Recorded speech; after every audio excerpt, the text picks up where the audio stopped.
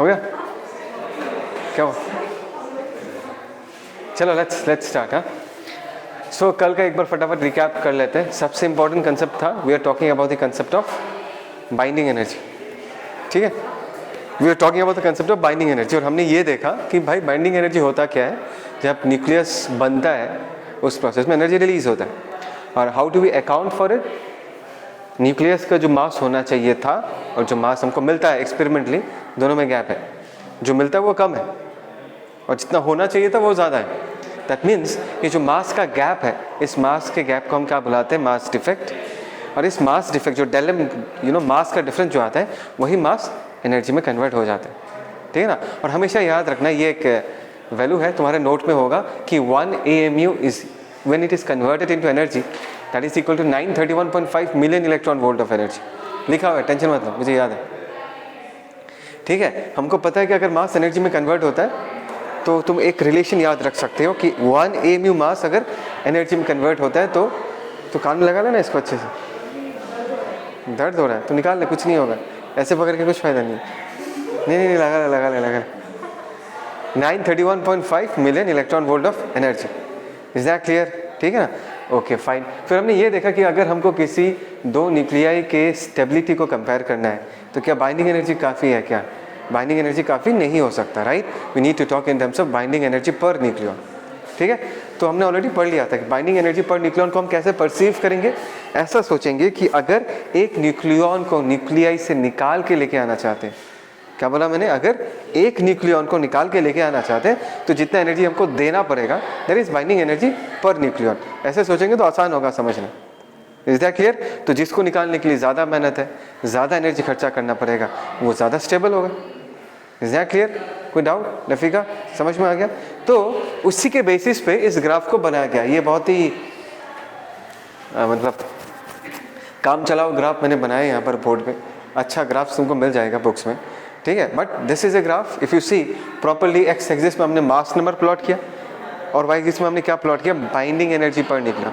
मतलब ये जो ग्राफ है सीधा सीधा न्यूक्लियाई का स्टेबिलिटी बताता है कि कौन सा न्यूक्लियाई ज़्यादा स्टेबल है, right? So if you see the graph, ऊपर से अगर हम ग्राफ को देखें तो ध्यान से देखो कि जब initially when the mass number is small, ये दिख रहा है मास नंबर इज स्मॉल, तब मास नंबर जितना बढ़ता है ना उसके रिस्पेक्ट में धड़ाधड़ बाइंडिंग एनर्जी बहुत फास्ट राइज करता है।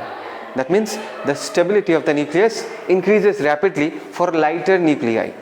लाइटर न्यूक्लियाई का मतलब क्या है कि ए का वैल्यू जब छोटा होता है, ए का वैल्यू जब छोटा होता है उस रीजन में अगर हम देखें ए बढ़ता है तो जो बाइंडिंग एनर्जी पर न्यूक्लियन है वो बहुत रैपिडली इंक्रीज करता है। सर वो शार्प पॉइंट्स क्या है वो सब मैं डिस्कस करूंगा, अभी सिर्फ ऊपर से जो बेसिक चीज़ें हैं वो हम देख लेते हैं। Do you agree with this? Right, do you agree with this? उसके बाद अगर तुम ध्यान से देखोगे 56 तक, when the mass number is 56 किसका मास नंबर है?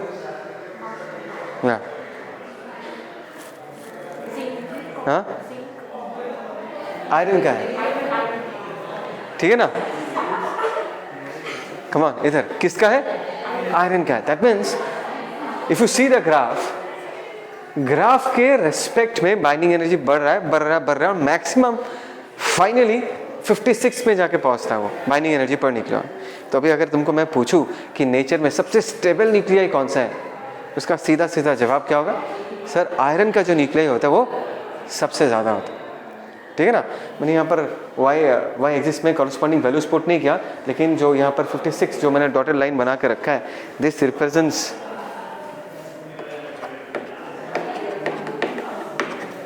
ठीक है ना? तो इसका जो बाइंडिंग एनर्जी पर न्यूक्लियन है that is given as 8.8 million electron volt. कितना है इसका बाइंडिंग एनर्जी? मैंने यहाँ पर लिख के रखा है 8.8 मिलियन इलेक्ट्रॉन वोल्ट। मतलब this is the maximum binding energy possible in case of A nuclei which is found in nature, right? अच्छा, उसके बाद अगर हम ग्राफ को देखें तो ग्राफ नीचे जाना चालू करता है। What does it mean? इसका मतलब है बाइंडिंग एनर्जी पर न्यूक्लियन वो डिक्रीज होना चालू करता है। That means the nucleus starts becoming less stable. Is that clear? Because 56 के लेफ्ट हैंड साइड में अगर देखें तो बाइंडिंग एनर्जी इंक्रीज करते रहता है, ए का वैल्यू जब इंक्रीज करेगा, और 56 के अगर राइट हैंड साइड में अगर हम देखते हैं ए का वैल्यू अगर इंक्रीज करेगा तो ओवरऑल ग्राफ जो वो नीचे की तरफ जाना चालू करता है। और ये देखा गया है कि व्हेन बिस्मथ के लिए व्हेन एटॉमिक नंबर इज 83 या मास नंबर 200 से ज़्यादा अगर हम देखते हैं, मैं फिर भी एक बार कंफर्म कर लेता हूँ, यहाँ पर लिखा नहीं है, ठीक है। ये देखा कि अराउंड 209 बिस्मथ के बाद ना, उसके बाद का जो मास नंबर्स आता है उसके बाद भी तो आएगा, वो सारे न्यूक्लियाई अनस्टेबल है। बात समझ में है? वो सारे न्यूक्लियाई अनस्टेबल है इस ग्राफ के बाद का जो मिलेगा 209 के बाद। तो सबसे पहला क्वेश्चन ये आता है कि सर इसका क्या पॉसिबल एक्सप्लेनेशन हो सकता है कि जब ए का वैल्यू छोटा होता है, when A is small, why does the binding energy per nucleon rapidly increase? What is the possible explanation for this and what happens after 56? Iron 56 के बाद क्या होता है, बाइंडिंग एनर्जी घटना क्यों चालू करता है, इसका पॉसिबल एक्सप्लेनेशन क्या है? देखो बहुत ही सिंपल आसान एक्सप्लेनेशन है, बट बहुत सारे फैक्टर्स होते हैं ना जो स्टेबिलिटी को कंट्रोल करता है, बट दिस इज मतलब one of the most important factor जिससे हम ये ग्राफ का जो नेचर है उसको एक्सप्लेन कर सकते हैं, ठीक है ना। Okay, the first thing that you need to understand is that कि एक न्यूक्लियाई या न्यूक्लियस के अंदर दो फोर्सेस एक्टिव है। एक तो होता है long range electrostatic forces. Long range word use कर रहा हूँ बिकॉज ये बहुत ज़रूरी है, क्योंकि ये समझना पड़ेगा कि इलेक्ट्रोस्टैटिक फोर्स वो लॉन्ग रेंज है। लॉन्ग रेंज का मतलब क्या है, even when the distance between the two charges are large they can apply significant forces on each other. एक दूसरे के ऊपर अच्छा खासा फोर्स लगा देगा। और एक फोर्स एग्जिस्ट करता है न्यूक्लियस के अंदर जो न्यूक्लियस को होल्ड करके रखता है, स्टेबल करके रखता है, स्टेबलाइज करके रखता है, जिसको हम बोलते हैं न्यूक्लियर फोर्स ऑफ अट्रैक्शन। और ये सारे न्यूक्लियॉन्स के बीच लगता है। लेकिन इसमें कैच क्या है कि ये जो फोर्स है this is only powerful within short range. This is basically short range force. बात समझ में आए? No let's imagine, let us take the example of this classroom. बच्चे बहुत कम है बट आई होप सो तुमको समझ में आ जाएगा। लेट अस से this is the first nucleon of the nuclear. बात समझ में आए? अभी ए का वैल्यू थोड़ा इंक्रीज हुआ तो और एक न्यूक्लियन आके ऐड होगा, तो Rishita gets added in the nuclei and she is added in the immediate vicinity of the first student in this case. बात समझ में मैं क्या कह रहा हूँ कि the second student is added in the immediate vicinity of the first student. So interaction बहुत स्ट्रांग है। कौन सा इंटरेक्शन? न्यूक्लियर फोर्स वाला इंटरेक्शन बहुत स्ट्रांग है, बिकॉज जो सेकेंड न्यूक्लियन आया है वो इमीडिएट उसके नेबरहुड में आया है। अभी एक का वैल्यू और थोड़ा इंक्रीज हुआ, जब थर्ड स्टूडेंट जो आया है वो भी इसके इमीडिएट नेबर में ही है, नेबरिंग में है। मतलब बेसिकली ऐसे इमेजिन करो कि एक न्यूक्लियन है, पास वाला न्यूक्लियन यहाँ ऐड हुआ, दूसरा वाला न्यूक्लियन यहाँ ऐड हुआ, तीसरा वाला न्यूक्लियन यहाँ ऐड हुआ। बात समझ में आया? जब न्यूक्लियाई छोटा होता है, when they are nuclei small, जितने भी न्यूक्लियंस आते हैं they are very close to each other. When they get added inside the nucleus they stay very close to each other.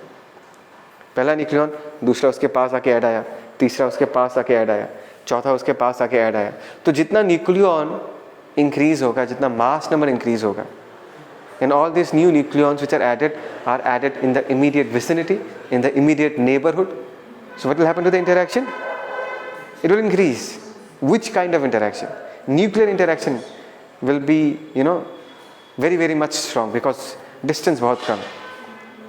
Is that clear? और हमको पता है कि शॉर्ट रेंज में कौन जीतता है? शॉर्ट रेंज में न्यूक्लियर फोर्स ही जीतता है। So that is the reason as a whole nucleus का जो स्टेबिलिटी है वो इंक्रीज होते रहता है। Right? Now I want you people to imagine a large nuclei. ये तो छोटा न्यूक्लियाई का कहानी है, right? Let us imagine a large nuclei. छोटा न्यूक्लियाई में क्या होता है? ये पहला न्यूक्लियन, दूसरा न्यूक्लियन भी उसके पास, तीसरा भी इसके पास, चौथा भी इसके पास, सब पास पास ऐड होता है। सोचो अब ये बड़ा हो चुका है, इट्स बिग नाउ। अभी इसका साइज अगर और फर्दर इंक्रीज हुआ, जो नेक्स्ट न्यूक्लियन आएगा वो यहाँ के ऐड होगा, और ये इस ग्रुप से बहुत दूर है। जब न्यूक्लियाई का साइज बढ़ जाएगा, क्या बोला मैंने? जब न्यूक्लियाई का साइज बढ़ जाएगा, एक बड़े हुए न्यूक्लियाई में अगर मैं इस डिस्कशन को कंटिन्यू करना चाहूँ, अभी जब न्यूक्लियॉन्स ऐड होगा, देखो यहाँ पर जो न्यूक्लियन ऐड हुआ है इन बाकी न्यूक्लियॉन से उनका डिस्टेंस क्या है? काफ़ी ज़्यादा है। तो इस न्यूक्लियन को ऐड होने से न्यूक्लियर इंटरेक्शन उतना बढ़ेगा नहीं as compared to the situation when the nuclei is small.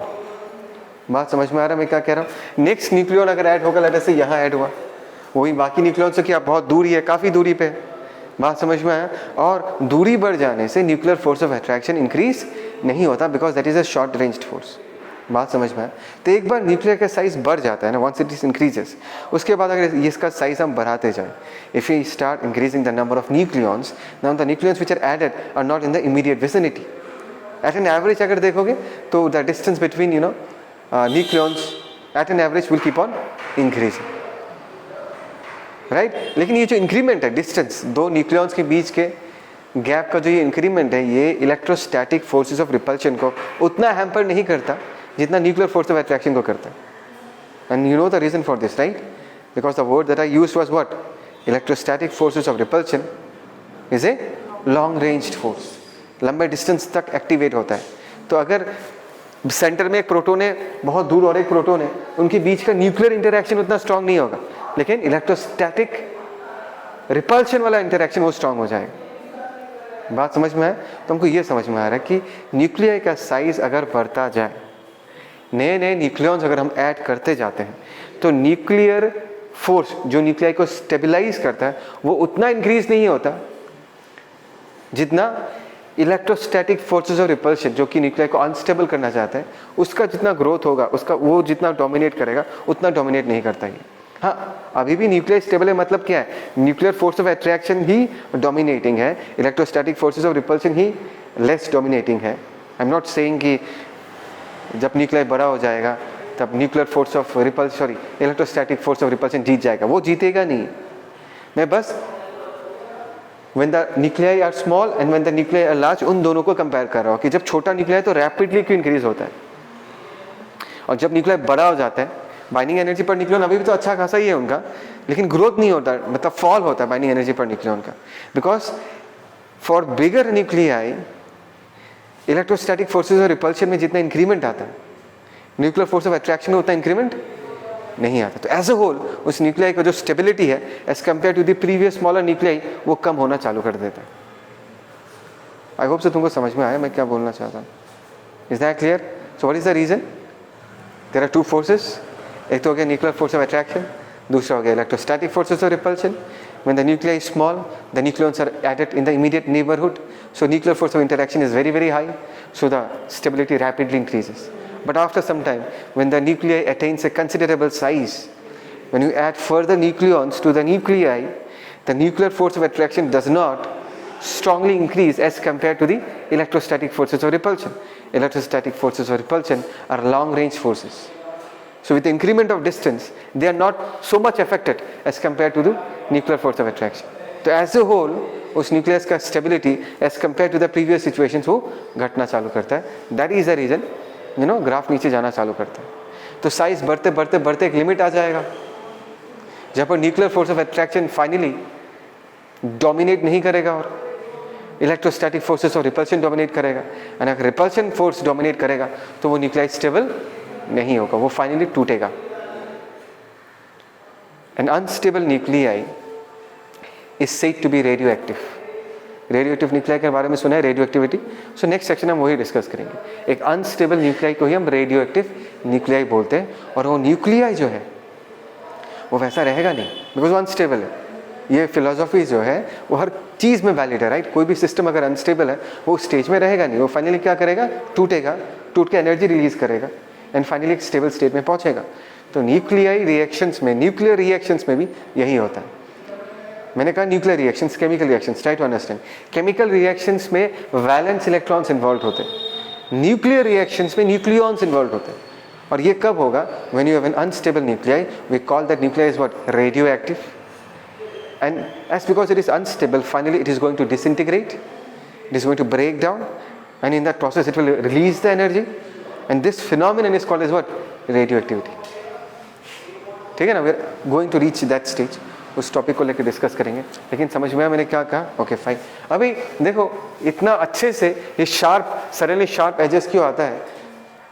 मतलब बहुत सारे क्वेश्चन तुम लोग मुझे पूछ सकते हो, लेकिन एक आसान तरीके से मैं अगर तुमको समझाना चाहूँ, जैसे कि 4 हीलियम 2 12 6, देखो 4 12 6 this are all even numbers. और केमिस्ट्री में तुमने पढ़ा होगा कि अगर पेयरिंग ऑफ इलेक्ट्रॉन्स हो जाता है तो वो सिस्टम ज़्यादा स्टेबल होता है। तो जैसे इलेक्ट्रॉन्स में ऑर्बिट्स में एनर्जी लेवल्स होते हैं, घर होते हैं SPDF, तो सिमिलरली न्यूक्लियस के अंदर भी न्यूक्लियर एनर्जी लेवल्स होते हैं। ये बस ऐसे कहानी बता के रख रहा हूँ, तुमको नहीं चाहिए, बस तुमको समझाने के लिए बता के रख रहा हूँ। न्यूक्लियस के अंदर भी न्यूक्लियर एनर्जी लेवल्स होते हैं, वहाँ पर भी न्यूक्लियॉन्स को अरेंज करते हैं हम लोग। तो अगर न्यूक्लियॉन्स का पेयरिंग हो जाता है तो वो सिस्टम रिलेटिवली ज़्यादा स्टेबल हो जाता है। बात समझ में आया? तो जो 16 देखो या 12 देखो या 4 हीलियम देखो, 4 हो या 12 हो या 16 हो, इनमें पेयरिंग पॉसिबल हो जाता है। And S because pairing is possible, सुने हो ना मैं क्या कह रहा हूँ, and S because the pairing is possible, तो ये सारा जो न्यूक्लियाई है वो रिलेटिवली ज़्यादा स्टेबल हो जाता है, उनका बाइंडिंग एनर्जी पर न्यूक्लियन थोड़ा हाइक आ जाता है उनमें। That is the reason, that is one of the probable reason, that is not the only reason. इस लेवल पे समझाने के लिए हम ये लॉजिक दे सकते हैं कि पेयरिंग हो जाता है न्यूक्लियॉन्स का।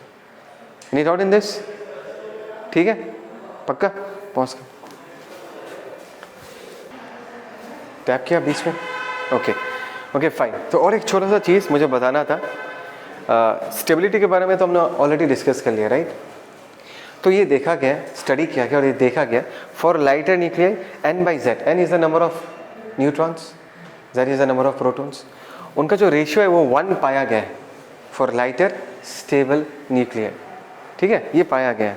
एंड फॉर हेवियर न्यूक्लियाई ये पाया गया है कि n/z का जो रेशियो है दैट इज टेंडिंग टू 1.5, और in other words the number of neutrons is more than the number of protons for heavier stable nuclei. Can we justify this outcome? ऐसा क्यों है? Why number of neutrons is more than number of protons in case of stable heavier nuclei? हाँ, exactly, बहुत simple सा है sir. देखो आपने कहा कि न्यूक्लियाई बड़ा है, न्यूक्लियाई बड़ा है मतलब न्यूक्लियर फोर्स ऑफ इंटरैक्शन जो है, अट्रैक्शन जो है, वो उतना डोमिनेट नहीं करेगा बिकॉज डिस्टेंसेस बढ़ जाएगा। फिर भी अगर उस न्यूक्लियाई को स्टेबल होना है तो नंबर ऑफ न्यूट्रॉन्स को ज़्यादा होना पड़ेगा एज कम्पेयर टू प्रोटॉन्स। अगर प्रोटॉन्स कम है, देखो इलेक्ट्रोस्टैटिक फोर्सेस ऑफ रिपल्शन किसके बीच लगता है? सिर्फ प्रोटॉन प्रोटॉन के बीच लगता है। अगर न्यूक्लियर फोर्स ऑफ अट्रैक्शन को जीतना है तो नंबर ऑफ न्यूट्रॉन्स को क्या होना पड़ेगा? ज़्यादा होना पड़ेगा, बिकॉज न्यूट्रॉन्स ज़्यादा होने से दो बेनिफिट है। एक तो न्यूक्लियर फोर्स ऑफ अट्रैक्शन बढ़ जाता है, दूसरा बेनिफिट क्या है कि उनके बीच कोई इलेक्ट्रोस्टैटिक फोर्स ऑफ रिपल्शन होता ही नहीं है। It's very obvious, right? That means अगर एक हेवियर न्यूक्लियाई को स्टेबल होना है, that means number of neutrons को ज़्यादा होना पड़ेगा। More the number of neutrons, more will be the nuclear force of attraction and there will be no added increment in the electrostatic force of repulsion. बात समझ में? So ऐसा ratio पाया गया। Here this are all facts, study करके ऐसे पाया गया, और हम लोग इसको जस्टिफाई कर रहे हैं कि चलो ये सही है कि हम इसको एक्सप्लेन कर सकते हैं ऐसे करके। Is that clear? Okay fine. अभी ये जो नेक्स्ट टॉपिक है that is will talk about the size of a nucleus, where capital R is the radius of the nucleus, और R का वैल्यू पाया जाता है R0 a⁻⁴ R0 एक कांस्टेंट है जिसका वैल्यू है 1.1 × 10⁻⁻15 मीटर्स। कैपिटल A क्या है? That is mass number. बात समझ में आया? सो नेक्स्ट हम क्या निकालेंगे? We shall try to find out the density of the nucleus. किसका निकालेंगे डेंसिटी? न्यूक्लियस का डेंसिटी। वो क्या होगा? Mass by volume. मास क्या होगा? If A is the mass number, और हर एक न्यूक्लियन का मास मैं m⁻p लिख सकता हूँ, mass of A proton. Sir proton तो नहीं होता, न्यूट्रॉन भी तो होता है, लेकिन दोनों का मास भी तो सेम है। बात समझ में आ रहा है मैं क्या कह रहा हूँ? तो अगर मैं टोटल मास लिखना चाहूँ तो मैं क्या लिखूंगा? A × mp, that is the total mass of the nucleus, divided by total volume 4/3 pi r³ r³ मतलब R0³ और a⁻⁴ अगर है 3 क्या हो जाएगा? कैंसिल आउट, तो सिर्फ A बचेगा यहाँ पर। तो ये जो A है और ऊपर वाला A जो है दे विल कैंसिल आउट, बचेगा ऊपर mp, नीचे बचेगा 4/3 pi r0⁻3। बोलो जितना कुछ बचा सारे के सारे कॉन्स्टेंट्स ही तो बचे। इस पूरे एक्सप्रेशन में अगर कुछ वैरी कर रहा था, कर सकता था, वो तो A वैरी कर रहा था कि अगर हम न्यूक्लियाई को बदल दें तो A का वैल्यू भी क्या हो जाएगा? A का वैल्यू भी बदल जाएगा, लेकिन A जो है वो फाइनली कैंसिल आउट हो जाता है डेंसिटी के एक्सप्रेशन में, और बाकी जितने सारे टर्म्स बच जाते हैं सारे के सारे कांस्टेंट टर्म्स बच जाते हैं। तो अगर मैं वैल्यूज पुट करूं तो फाइनली आंसर कितना आता है? 3 × 10⁻⁷ kg, sorry 3 × 10⁻17 kg per metre cube. Can you imagine कितना डेंस है? 1 मीटर क्यूब का 1 मीटर कितना होता है? इतना होता होगा। 1 मीटर क्यूब का बक्सा कितना होगा? इमेजिन हो रहा है ना? इमेजिन हो गया 1 मीटर क्यूब का बक्सा, उसमें कितना मास है? 3 × 10⁻17 kg। 5 kg का डंबल उठाया कभी? देखा है कभी 5 kg का डंबल?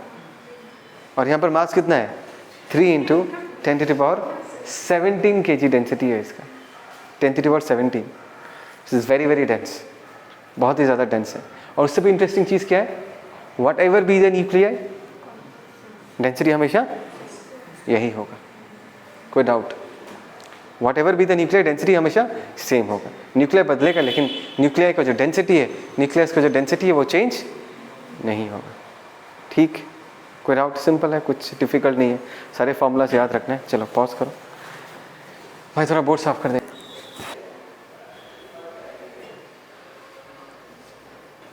हो गया? ओके, पहला लाइन देखो, after Z greater than 83 nucleus becomes unstable and डिसइंटीग्रेट्स, बता चुका हूँ राइट। Z का वैल्यू 83 से ज़्यादा अगर हम नेचर में देखते हैं ना, तो उसके बाद जो न्यूक्लियर हमको मिलता है वो सारे क्या अनस्टेबल है, तो टूटेंगे। टूटने को हम क्या बोलते हैं, डिसइंटीग्रेशन। टूट के छोटा न्यूक्लियर बनेगा जो कि स्टेबल होगा। हाँ, एक बार में टूट के दो मतलब छोटा न्यूक्लियर बनेगा या मल्टीपल डिसइंटीग्रेशंस होगा, दोनों केसेस पॉसिबल है। इसके बारे में हम आगे जाके डिटेल्स में स्टडी करेंगे। बिगिनिंग है, सिंपली इतना समझो, न्यूक्लियर अनस्टेबल है, टूटेगा, टूटने को हम डिसइंटीग्रेशन बोलते हैं। अनस्टेबल न्यूक्लियर को रेडियो एक्टिव न्यूक्लियर बोलते हैं। And that phenomenon of disintegration, वो जो टूटता है ना, ये जो फिनोमिनन है, इसको हम क्या बोलते हैं, radio activity. Is that clear? और इस प्रोसेस में क्या होगा, इस प्रोसेस में एनर्जी रिलीज होगा। अच्छा, तो रेडियो एक्टिविटी जो है, जो डिसइंटीग्रेशन है, ये भी तो एक न्यूक्लियर रिएक्शन है, या राइट। और न्यूक्लियर रिएक्शन जो है, this will follow some rules, some laws, and you already know this laws. पहली बात तो ये है, number of protons remain conserved. समझ में आया? पढ़ा होगा इलेक्ट्रोस्टैट्स में, charges can never be created not be destroyed, total charge of system will always be conserved. तो इसी से ही है, number of protons remains conserved, mass number remains conserved, number of protons plus neutrons, energy remains conserved, वो तो हमेशा पता ही है, एनर्जी कभी भी डिस्ट्रॉय तो हो नहीं सकता।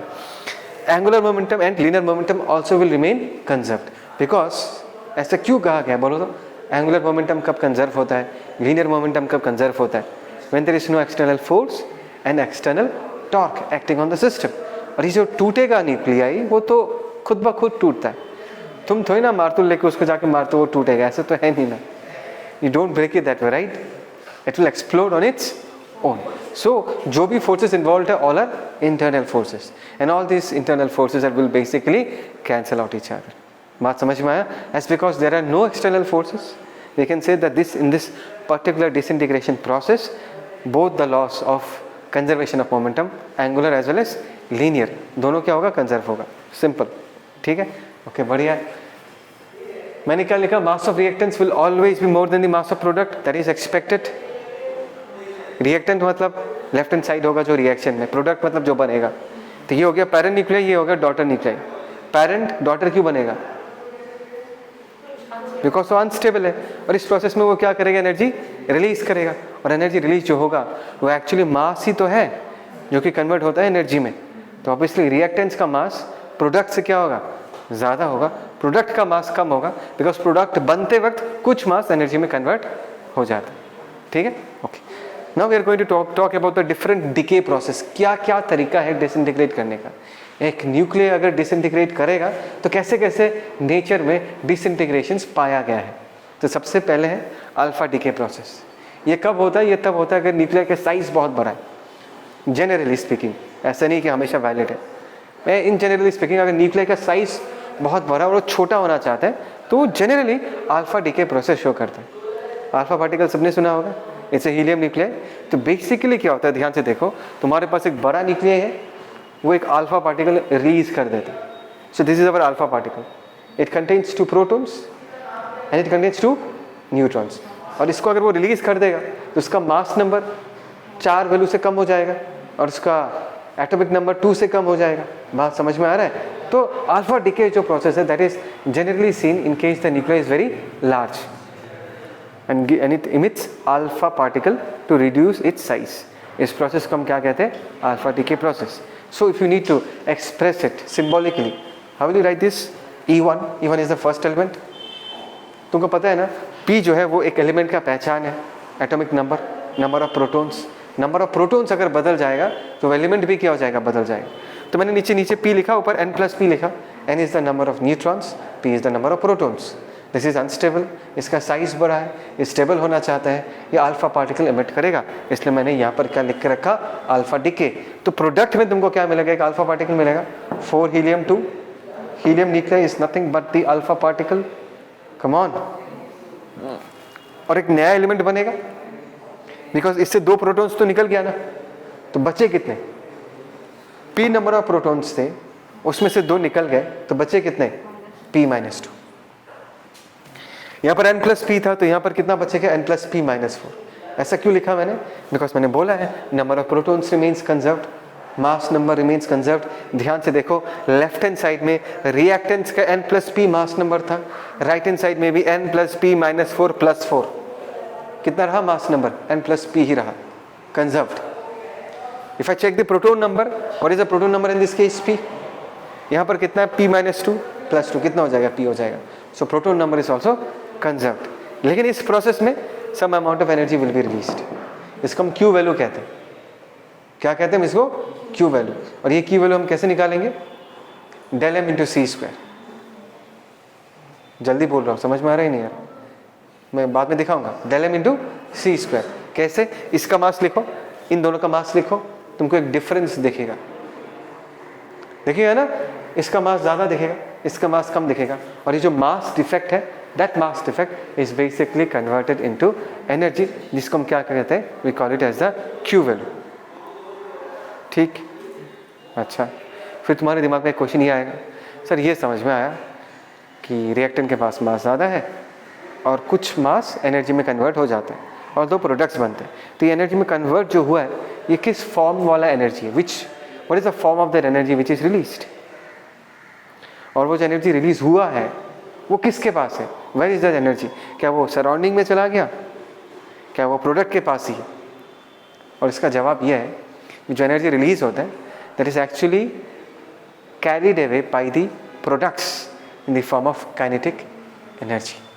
जो भी एनर्जी रिलीज होता है, वो एनर्जी तुमको किसके पास दिखेगा, किसके पास होगा, प्रोडक्ट के पास होगा, किस फॉर्म में होगा, काइनेटिक एनर्जी के फॉर्म में।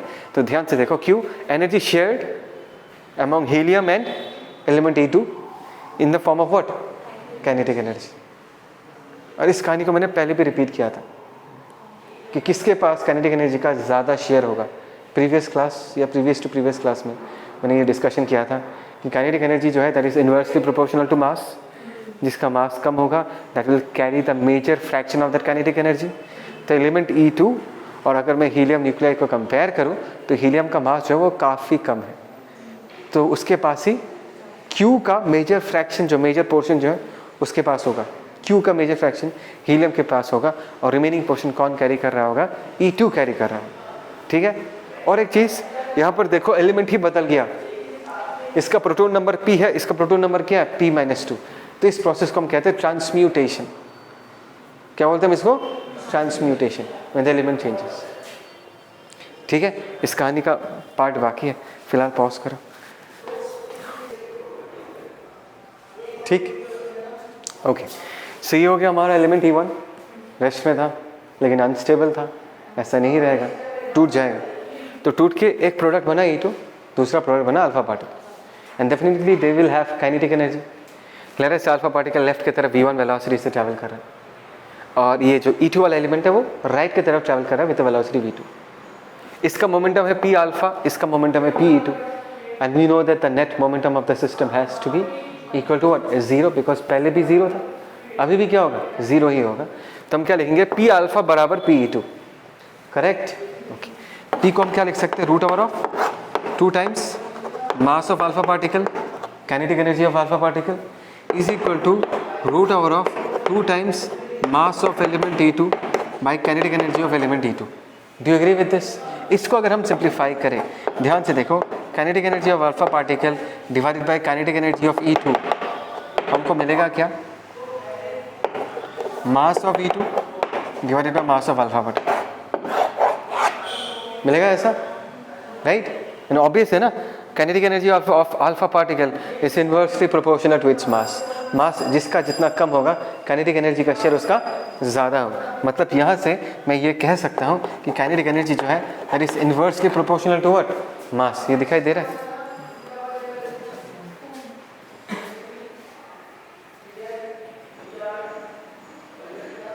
दिखाई दे रहा है ये वाला? ठीक, kinetic energy is inversely proportional to mass, ठीक है ना? ओके फाइन, ये रेशियो हमको पता चल गया। अभी अगर हमको ये निकालना है, ओके फाइन, दूसरा बात, this was the total amount of energy released, mass defect वाला जो एनर्जी में कन्वर्ट हो गया। तो हिसाब से हमने जो डिस्कशन किया है उस डिस्कशन के अकॉर्डिंग इन दोनों को अगर मैं ऐड करूं मुझे क्यू मिल जाना चाहिए। तो यहाँ से मैं के अल्फा और के ई टू दोनों का वैल्यू निकाल सकता हूँ। कैसे निकालूंगा? पहले मैं एक काम करता हूँ, के ई टू का वैल्यू रिप्लेस कर देता हूँ। के अल्फा तो है ही यहाँ पर, प्लस के ई टू का वैल्यू अगर मैं लिखूंगा तो क्या लिखूंगा? M alpha divided by mass of E to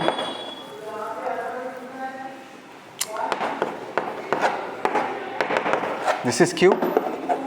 तो यहाँ से अगर मैं के अल्फा कॉमन ले लूँ तो हमको यहाँ पर मिलेगा M E two into Q divided by M E two plus M alpha, right? This is the kinetic energy which we are expecting the alpha particle to carry. बात समझ में आया?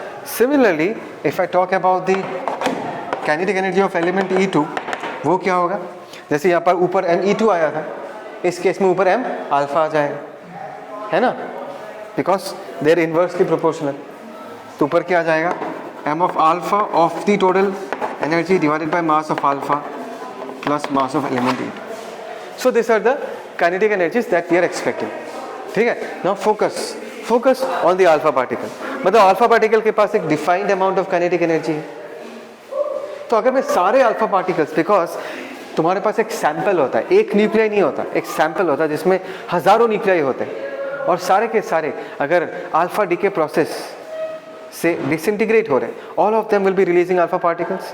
तो अगर मैं सारे अल्फा पार्टिकल्स को कलेक्ट करके एक मैग्नेटिक फील्ड के रीजन में शूट कर देता हूँ, alpha particles are charge particles having a charge of 2e, तो उसका जो रेडियस का वैल्यू होगा, रेडियस के वैल्यू क्या था? M V by V Q रहता था, और M V is nothing but momentum. Momentum को हम क्या लिख सकते हैं? 2m k of alpha particle divided by B Q, this should be the radius. And we have just now found out the kinetic energy of the alpha particle क्या होगा। बात को समझो। तो हम ये एक्सपेक्ट कर रहे थे कि अगर मैं सारे अल्फा पार्टिकल्स को कलेक्ट करके उस मैग्नेटिक फील्ड में शूट कर दूं, such that the velocity of the alpha particles is perpendicular to the magnetic field, they will move in perfect circles with their radius should be equal to this, or equal to root over of 2m k alpha divided by bq. This was what was expected. हर किसी का radius क्या आना चाहिए था? Same आना चाहिए था, क्योंकि हर किसी के पास की alpha amount of kinetic energy होगा। This is what was expected. बोलो यहाँ तक समझ में आया? बट एक्सपेरिमेंटली क्या पाया गया? एक्सपेरिमेंटली ये पाया गया कि हर एक अल्फा पार्टिकल, मतलब अलग अलग अल्फा पार्टिकल्स का जो रेडियस ऑफ टर्न है वो अलग अलग थे। We were expecting the radius of turn to be same for all the alpha particles, because according to our calculation every alpha particle will be carrying the same amount of energy. If they carry the same amount of energy, they will have the same amount of velocity, so the radius of turn should have been same for all the alpha particles, जो कि experimentally नहीं पाया गया, contradict हो रहा था। कुछ ऐसा पिक्चर पाया गया, सबका रेडियस क्या है? सबका रेडियस अलग अलग है। उसके बाद साइंटिस्ट लोगों ने सोचना चालू किया कि ऐसा क्यों हुआ। अभी खुद सोच के देखो, सबका रेडियस अगर अलग अलग है, इसका क्लियर कट इंडिकेशन ये है कि सारे अल्फा पार्टिकल्स के पास सेम काइनेटिक एनर्जी नहीं है, कि अल्फा का वैल्यू अलग अलग अल्फा पार्टिकल्स के पास अलग अलग होगा कि अल्फा का value, that is the reason radius अलग अलग था। ठीक है, तो ये पाया गया। ये जब E1 अल्फा डीके प्रोसेस करके E2 बनता है ना, वो जो Q amount of energy release होता है ना, पूरा का पूरा एनर्जी काइनेटिक में कन्वर्ट नहीं होता। कुछ अमाउंट ऑफ एनर्जी न्यूक्लियस के अंदर, याद है ना मैंने कहा था न्यूक्लियर एनर्जी लेवल्स होता है, कुछ अमाउंट ऑफ एनर्जी न्यूक्लियॉन्स क्या कर लेते हैं? एब्जॉर्ब करके हायर ऑर्बिट्स में जंप कर जाते हैं। तो बहुत simply set, total Q release हुआ था, उसमें से न्यूक्लियर एक्साइटेशन में E चला गया। कितना चला गया? E। तो Q माइनस E ही बचा इन the form of what? Kinetic energy. और ये जो E है ये क्या करेगा? वेरी करेगा, बिकॉज अलग अलग न्यूक्लियस में अलग अलग लेवल तक एक्साइटेशन हुआ होगा, तो अलग अलग E का वैल्यू भी क्या होगा? अलग अलग होगा। E का वैल्यू अगर अलग अलग है, कमान इधर, तो Q माइनस E का वैल्यू भी क्या होगा? अलग अलग होगा। और यही जो Q माइनस E है, that is shared between the particles in the form of what? Kinetic energy. बात समझ में आया? दैट इज़ द रीज़न सारे अल्फा पार्टिकल्स के पास same amount of kinetic energy नहीं होता, because of the nuclear excitation. तो ये तो एक्साइटेड है, लेकिन इस स्टेज में तो वो ज़्यादा टाइम तक रहेगा नहीं, तो वो फिर से क्या होता है, डी एक्साइट होता है, और in this process it releases the energy in the form of gamma rays. Gamma rays are nothing but photons, very very high energetic photons. बात समझ में आया? एक एक्साइटेड न्यूक्लियाई से स्टेबल न्यूक्लियाई में कन्वर्ट हो जाता है फाइनली। ठीक है, so this is the entire story of the alpha decay process. आज का क्लास यहाँ पर ही कंक्लूड करते हैं, इसको बंद करते हैं।